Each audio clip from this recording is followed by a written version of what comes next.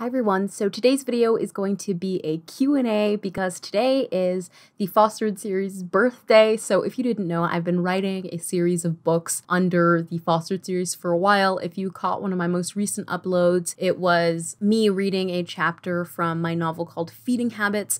That novel is a part of this series that has been a huge part of my life since I was 13 years old. I am now 19. It has been 6 years. My birthday was just yesterday when I'm filming this, and I remember when I first got the idea for Fostered, which is the second, which is when you're seeing this video, I thought it was the best birthday gift in the world, and I stand by it. If you have no idea what I'm talking about, in the description, I'm going to link pages for the novels. There are 6 completed novels in the main series. I have finished one of the spin-offs, which is Moth Work. I'm working on the second spin-off right now, which is Feeding Habits, and I do have plans for a 7th book in the main series. So a little bit of background on Fostered before I jump into this video. So like I said, I started it when I was 13 years old, and that was in 2014 when dystopian was booming. I got the idea from a dream of this scene I had where this group of kids are running away from essentially what are supposed to be like bounty hunters, and the main girl runs into a bathtub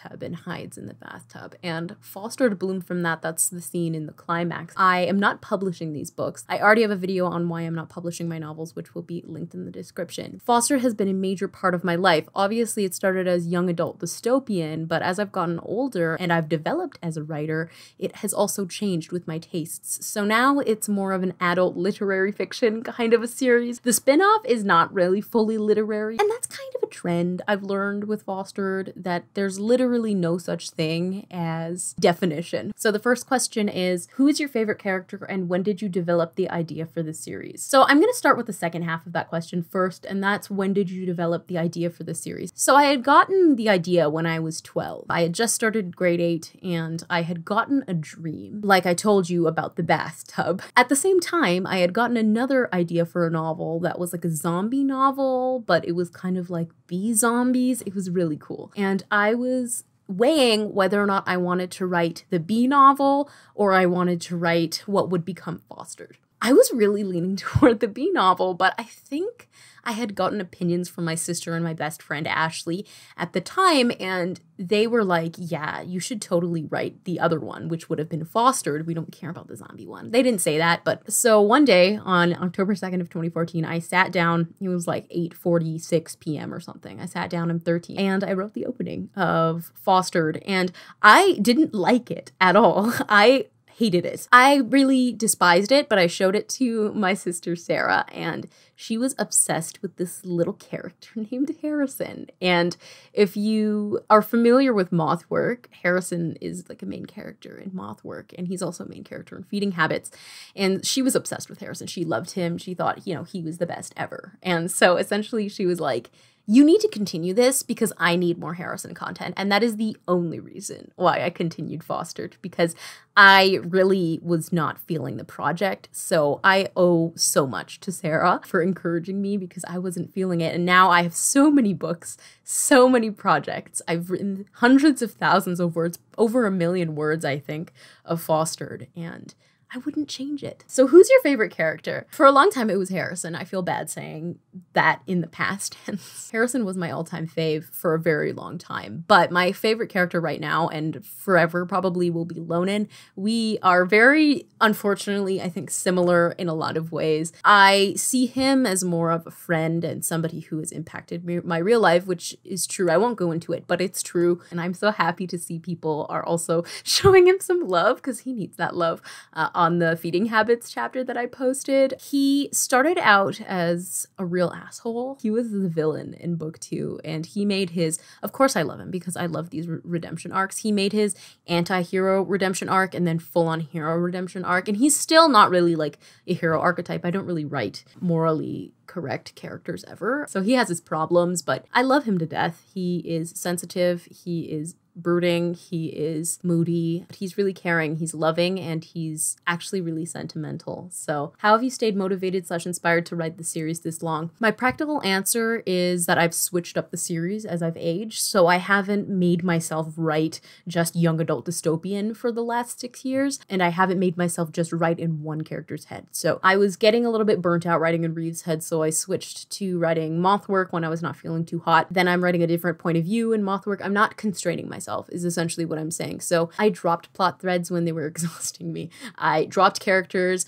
I killed characters, brought them back to life when I wanted to because I thought it would be fun. This project is 100% personal, so I do whatever I want. And as I've gotten older, I don't skip scenes like I used to. I really work out problems. However, I make sure that it's something that I'm interested in writing. If I'm not having fun, I rethink something. Otherwise, is just that I love these characters. That's a bit more abstract of an answer. These characters have so much meaning to me. I grew up with them, essentially. I was a child when I started writing with them.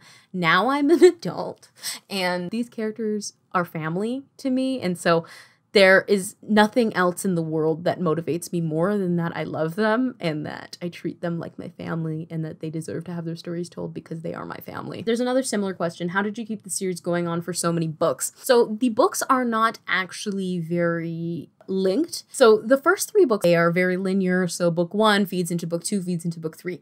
When we get to book 4, things change a bit. It still links with book 3. I had just started high school at that time. I was developing more as a writer. And so, you know, the first 3 books I basically wrote when I was in elementary school and a little bit of high school. So I kind of was a different person, but I was finding myself a bit more in book 4. I was finding that I didn't really like young adult. I kind of grew out of young adult like within a year or so of reading it. The books started more and more to become a lot more unlinked. And because of that, I've been able to kind of just write what I want. They don't have to be a cohesive series. And so Feeding Habits, Moth Work don't have much to do with the old books at all. The only thing that's the same is the characters.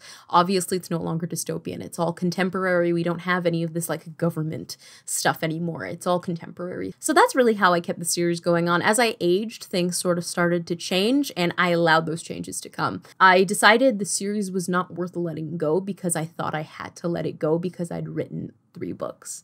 I kept pressuring myself like, Rachel, stop writing the series after 3 books. Oh my God, I'm going to joke about it. Oh, Foster's going to get a 5th book, which it did. It's going to get a 6th book. I kept joking about it. Like, don't do it. Somebody stop me if I do it. But in reality, I have accepted that I want to write this forever. I love it. What inspired the ideas for each? Like I said before, that memory is what inspired the early books. The plot itself, I think, was quite inspired by The Darkest Minds by Alexandra Bracken. In like the first book in particular, you can see the duality. What inspires each book is the other books that came before it. And so whatever proceeded, like for example, I'll be working on book 7. So book 6 will sort of inform book 7. That was a bad example because book 7 will probably be very different from the other books. But like, for example, with Moth Work, Feeding Habits is inspired by what the events in Moth Work. So I don't really have inspirations book to book. Have you ever thought about exploring Moth Work or Feeding Habits as a short film? I'm a film student about to graduate and would love to someday see your work as a film of some sort. That's really nice. I have not. I don't think that Moth Work or Feeding Habits would make good short films. I think that they might make some entertaining, like short limited series. I think they would be good for that, like 15 episodes, like 1 per chapter. But they're not really like short enough to be in a short film. Maybe like a scene could be in the short film. But how do you come up with such detailed and specific characters? I feel like you know so much about them and it's impressive. So this is actually really cute because I don't know everything about my characters. Like, this is actually something I'm really kind of insecure about when it comes to my writing. I'm not sure insecurity is the right word, but I feel kind of interesting about it when I think about how little I know about my characters. I've never traditionally characterized these characters. The only way I've characterized them is by writing them. I have only written out like backstories, but this was years ago for like 2 of the characters. I think Reeve and her brother Lonan, or maybe Lonan itself, was the only one who has ever gotten like characterization where I've written it out. And that's outdated now because, you know, now is many years later, he's changed. And so I don't know everything about my character. My kind of mantra when it comes to characterization is to only input what I need to know at the moment. Writing out like sometimes asks, people like send in those ask games on Tumblr. Sometimes I don't know how to answer them because I'm like, I don't know what this character does. I don't know anything about their life. Like I only know what I need to know about them in a particular moment. And so, you know, it is a bit of an issue. I don't know everything, so don't worry about it. In terms of how I come up with detailed and specific characters, I think it's all in empathy. Honestly, the moment you start being empathetic to characters, they become people, and people are complex. They're messy and they have so many specific details. I'm new to your channel, so Fostered still confuses me. Do they only make sense as a series? So I'll answer this first. No, like I said before, the first 3 books definitely probably only make sense as a series. Book 4 and 5 and 6 are kind of looser. Book 4 and 5 kind of pair together. Book 6 is kind of an outlier in general. So the main series, we don't really talk about that anyway because it's quite old. Moth Work, you definitely probably don't need to read the other books. Sometimes I like to give context, like if I give the book to people who've never read the other ones, I'll give context like, oh, this is why they're mad at this person because they were mad at them in book 5, and obviously you haven't read book 5. So Feeding Habits, I don't think so, because Feeding Habits is dealing with like a whole different chain. In general, the Moth Work series is dealing with a whole different chain of people, because Reeve obviously doesn't know who she's the narrator of the main plot, what Harrison and Lonan, who are the main narrators of the Moth Work series, are up to throughout the whole 6 books. So basically it's a whole bunch of new information that you wouldn't have known in her point of view. Could Moth Work and Feeding Habits stand on their own? I wouldn't particularly say that they're standalones. I think you could read them and understand them on their own. Would I ever market them as standalones? No. I don't think that you need Moth Work to understand Feeding Habits. I don't think that you need the Fostered series, like the main plot, to understand Moth Work, but I don't know if I would call them standalones. How did the series go from a dystopian world to a more contemporary setting? So I just grew out of dystopian. The dystopian world I literally just left it. I shed it like a second skin. I just got rid of it. Because the older I got, the less there was dystopian. And I'm not saying that, you know, the older you are, the less you need to have genre elements by any means. No. But it was kind of an organic process. Moth Work, Feeding Habits are 0% dystopian. They're literally contemporary. So it was just an organic process as I got older. Do you see yourself or anyone in your life in any particular characters? Either similar characteristics, hobbies, personalities, etc. This is such a cute question. I love it. So I said this before, me and Lonan are the most similar of the cast. I think me and Lonan and me and Harrison are very similar. So my boys from Moth Work, they get their mama's traits. It's kind of sad that Lonan is like me because he's a little bit irritating, but you know, I think I get his worst qualities and I get Harrison's best qualities. You know, Harrison is fun, he is talkative, he's bubbly, and so I definitely relate with him on those kind of more positive things. Lonan is a thinker, he's philosophical, he is existential, he wants the best for people, but can sometimes be a little bit self-centered and focus a little bit too much on himself, even when he doesn't mean any harm by it. And so I see myself in those traits too. In terms of other people in my life, so my best friend Ashley is also a lot like Harrison. Ashley is a wonderful dancer, and so I see that in him. I definitely see Sarah and Lonan. Sarah and Lonan are kindred spirits. They're very similar as well. I think me and Lonan on like an existential level are most similar, and they're not as similar. Like her and him don't have as similar like existential crises, I don't think. You know, they're regimented, they're badass. They're gonna be honest with you, but they're really nice. My friend Shaylin, this is just kind of a complete coincidence. One of the characters is Foster. I don't talk about him very much. I had been writing Fostered for years before I met Shaylin. Foster and Shaylin are the same person. Super planty. They're both vegan. They're like the same person. It kind of freaks me out, like how similar they are. So I definitely see him and her. Like they have like the same kind of sense of style too. Like it's amazing. How did you decide on the race/ethnicity of the characters, and does that matter when you're writing? Oh my, this is a question. So I kind of hinted at this in a few videos, but this is a really difficult, sensitive topic for me to talk about. This is kind of like a traumatic thing also that I've had to work through as a child, and so please bear with me. I'm sorry if this is not perfect. So I grew up heavily affected by colorism. This is not something that my parents instilled in me. As a child, it was impossible for me to understand why I was so ashamed of a part of me that I didn't know how to explain. same. So I didn't know why I didn't like my skin tone. And a really good example of this. So my family was on vacation. I was 11 years old and we were sitting on this like ride with like other strangers like sitting in front of us, like pre-COVID times.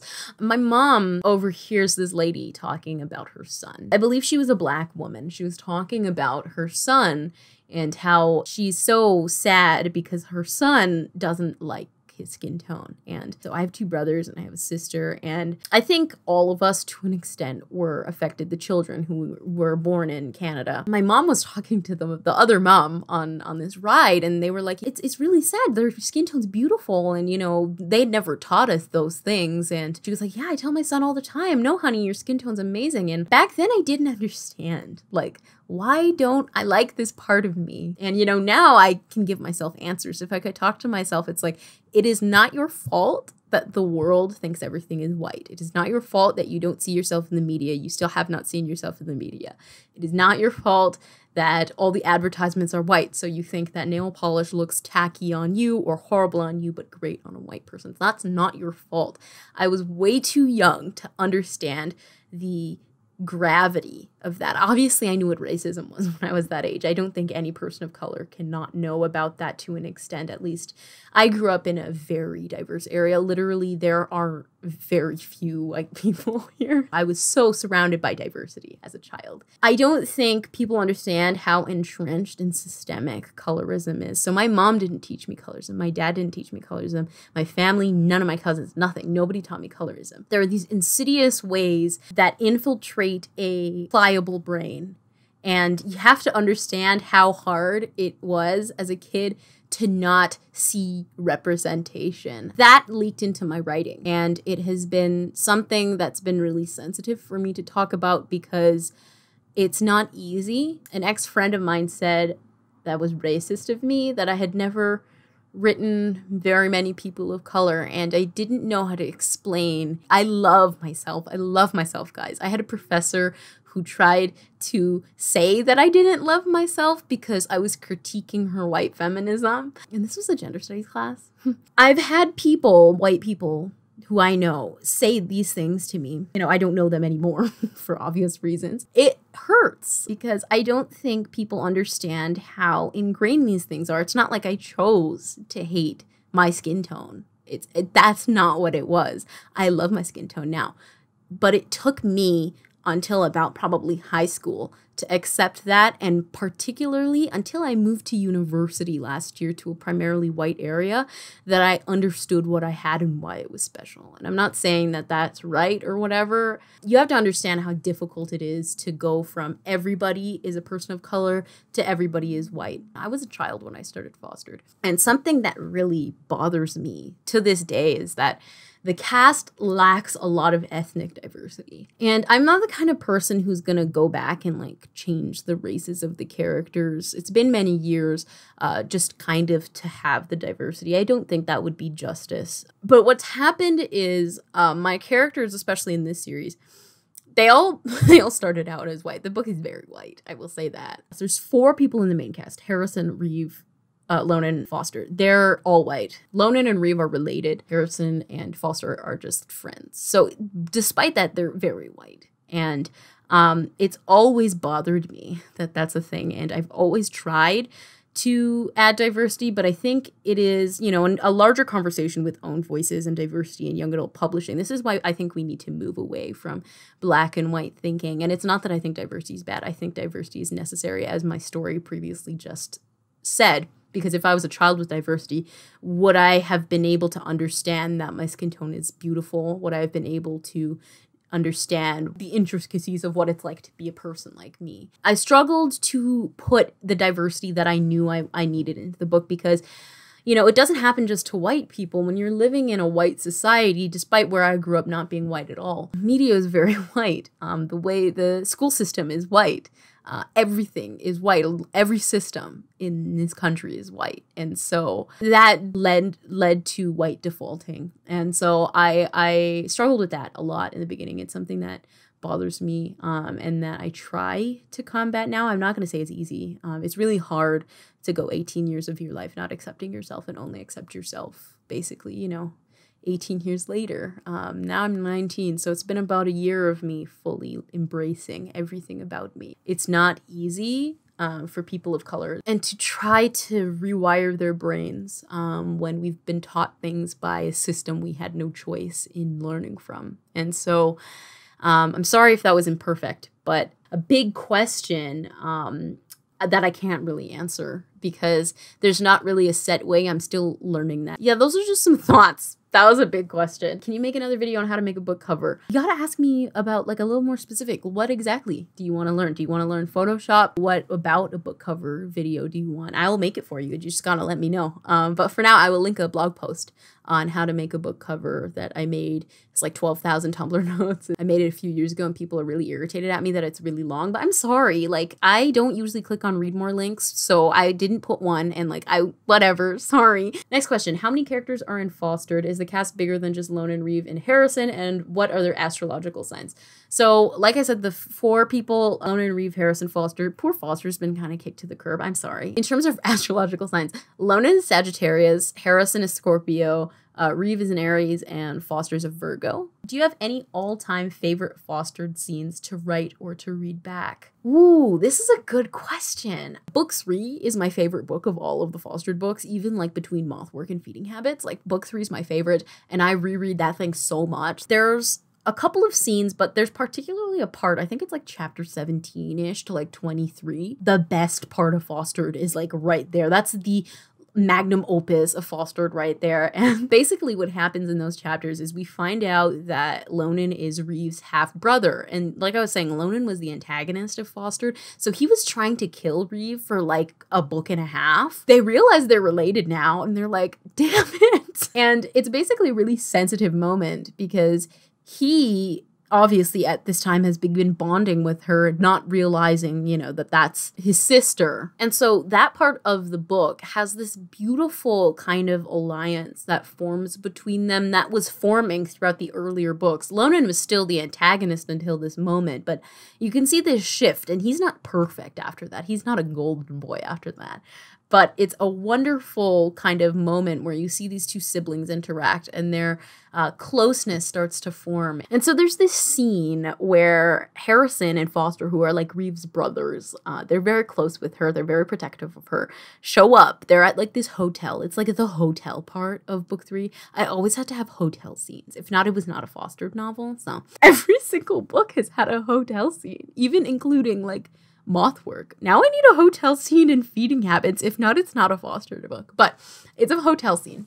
And they go to like the door and like Harrison is like being really mad at Lonan, who's like in the future they're gonna be a couple. They have had this like really tumultuous relationship, him and Harrison, because Lonan did some awful things to Harrison and Harrison's mad about it. You know, what's new? You know, it's still Moth Work. And so they're like brawling at like the door. They're fighting each other. You know, he's protecting his girl. He's like, hell no, you're not gonna like hurt her, you asshole. And they start yelling at each other. And the best part is when Foster starts yelling at Lonan. Foster doesn't yell at people. He's like really chill and he's peace and like serenity. And he's like a bit more of a mediator. And so that's my favorite part ever to reread. What's your dream Fostered screen adaptation? Like a Netflix limited series. Like a limited series is I think where it's at. If we could go back, not even. Hugh Dancy still looks good. I was going to say if we could go back like 10 years, Hugh Dancy would be perfect for Harrison, but Hugh Dancy is still perfect. So you know what? I'll take a screen adaptation just for Hugh Dancy. Honestly, dream Fostered screen adaptation is Hugh Dancy. If Hugh Dancy's there, that's the dream. Like I would love the vibes of Hannibal, Bates Motel.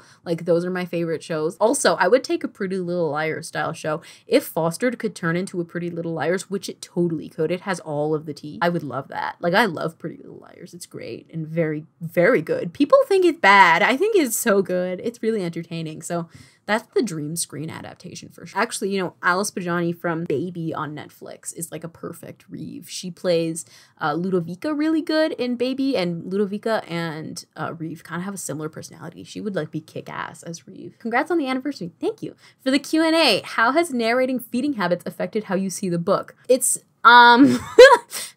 it's made me realize how little Lonan talks and how moody he is when he talks. Like, It's not moody as in he's like a tall, dark and handsome, like brooding kind of guy, which he kind of is. But it's just like he says kind of like very existentially things. And you would know if you listen to the first chapter. He speaks very little. I think the most you see him speak is when he's talking to Eliza, mostly because they spend a lot of time like kind of going back and forth at each other. But he's kind of a quiet dude. I didn't notice. So Lonan is weird, and also doing his voice is bizarre. I've noticed the voices, they're weird. Like Eliza has kind of like an airheady kind of voice just because like that's the only other voice I can do. I just have a lot more fun when I do the audio narrations. I get to enjoy the book kind of like a movie. It's a really vivid experience. It's literally like being put into the book. What do you think is the most important lesson you learned over the course of writing this series? The most important lesson is to let it happen. This book would have ended at one book. It was literally supposed to be a standalone. And how many books does it have now? I'm not giving myself limits anymore. I love this project. Why would I do that? You know what I'm saying? If I love it, I feel like we don't talk about the joy of writing enough on AuthorTube. If you love it, just freaking do it. If you're writing fan fiction, but it brings you so much joy, to hell with people who say you shouldn't do that, you know? Like, and so I'm saying to hell with myself who is trying to say, stop writing this, you shouldn't be writing this, or like, you've been writing this for so long, this is not even your genre anymore. Just, I love it. I'm going to continue doing it. You don't need to stand up for yourself when it comes to something you love. If you love it, that's all you need, and just let it happen. Which character has changed the most over all the books? Obviously, the obvious answer here is Lonan. He has gone obviously the most moral change. He went from like super bad guy who doesn't like the main characters to like, I'm in love with one of them and I'm pining over him. So we're gonna say Lonan. Which character changed the most from in your head to the page? That's a really good question. I think Reeve. Or maybe Harrison. You know what? Harrison. I'm going to say Harrison. Harrison was kind of supposed to be a bit of an asshole, and he is a little bit in the first book. But he ended up being sassy and goofy, and he loves Britney Spears, and we're so similar, and we're just kindred spirits. I'd love to be friends with him. These things kind of just surprised me about how creative and artistic and down to earth and kind and empathetic and patient he is. So, you know, he changed from the original concept, whatever the concept. I had a very bare bones concept that he was going to be a bit rude and kind of mean. And he was a little bit, but at the same time, he just genuinely loves people and he cares for people. And now he's a big softie who needs a hug. So, have you written short stories in the fostered universe, or do you plan to since you are writing more short fiction? Probably not. I think the only person who could have short fiction is Reeve, and that's because there's a lot of time between like book 6 and Moth Work where she does her own thing in New York City. So I think it could be interesting to write like a second person story that's like following her. But, you know, in reality, we don't really know if it's her, but I don't know if I could particularly write something in that universe as a short story. I'm not sure what would work, but I don't say no to anything because what's the motto? You let it happen, right? So this brings us to our last question of the video. Will you use any of your newer fostered novels like Moth Work and Feeding Habits for future university writing assignments if or when you take novel writing courses? If you didn't know, I'm getting my undergraduate degree in creative writing, apparently. No, I would not. Absolutely no. No, I don't think they would be very good workshop novels. And I don't want to be mean to fostered, but I don't want to waste my workshop on fostered. It's there at my disposal, but I would not want to workshop it. Feeding Habits is not really a novel. Like it is, but like, are any of the fostered novels? I guess, but I don't think they're like workshopable. Like, what a way to end the video. No, I don't want to submit my book. It's not that I think it's bad. I love Feeding Habits and I love Moth Work, but not for a workshop. Yeah, anyway, so that's gonna bring us to the end of this video. Happy 6th birthday, Moth Work. I mean, wow, I just messed that up. Wow, happy birthday, Fostered. I cannot believe there are people out there in the world who are watching this who are interested in this series and who respect everything that I put into it. And I really appreciate that. And I appreciate the support that I get on this YouTube channel. I think we have a really good thing going on here, me and you. Maybe one day I'll do fostered merch. If anybody who would pre-order fostered merch if I if I made something. I wouldn't make anything expensive. Let's say if it was like under $10 Canadian, like $10 or less, what would you want from merch, and would you pre-order it? Because I might make fostered merch if you want it. But that's gonna be the end of this video. To 6 more years of fostered, which there might be. Thank you guys so much for watching this video. I'll see you guys in the next one. Bye. I need to take a picture with the fostered books, but I'm literally using them as my tripod. So just hello. How's it? How many books are there? Don't do this at home. I'm about to step on a moving chair. All right. How many books are there in this series? I don't even know. I'm gonna get another stack of books. All right, and now I'm gonna take the thumbnail.